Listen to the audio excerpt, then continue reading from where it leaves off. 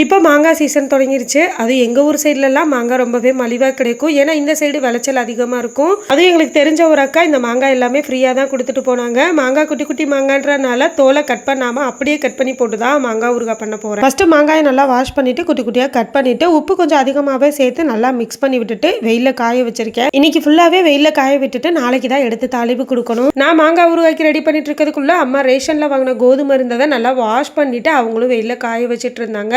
ரேஷனில் வாங்குற கோதுமையை இந்த மாதிரி வாஷ் பண்ணும்போது அதில் இருக்கிற மண் தூசி எல்லாமே போயிடும். அதுக்கப்புறம் காய வச்சுட்டு அரைச்சோன்னா மாவு சுத்தமாக இருக்கும். வீட்டில் இட்லி பொடி காலியாகி ரொம்ப நாள் ஆயிடுச்சு. அம்மா அப்பா அந்த அளவுக்கு வந்து இட்லி பொடி விரும்ப மாட்டாங்க. நான் வந்து இட்லி பொடி ரொம்ப லைக் பண்ணி சாப்பிடுவேன். இன்னைக்காவது இட்லி பொடி அரைச்சே ஆகணும்னு சொல்லி ரெடி பண்ண ஆரம்பிச்சுட்டேன். வெள்ளை உளுந்துல தான் அன்னைக்கு இட்லி பொடி ரெடி பண்ணியிருந்தேன். இட்லி பொடிக்கு 1 கப் உளுந்து, 1/2 கப் கடலைப்பருப்பு, தேவைக்கேற்ப மிளகாய் வத்தல், 10 பல்லு பூண்டு, கட்டி பெருங்காயம், கருவேப்பிலை, கருப்பு எள்ளு இது எல்லாத்தையுமே தனித்தனியாக வறுத்து எடுத்துக்கலாம். நான் ஆல்ரெடி ரெசிபி ஷேர் பண்ணியிருக்கனால டீட்டெயிலாக ஷேர் பண்ணல.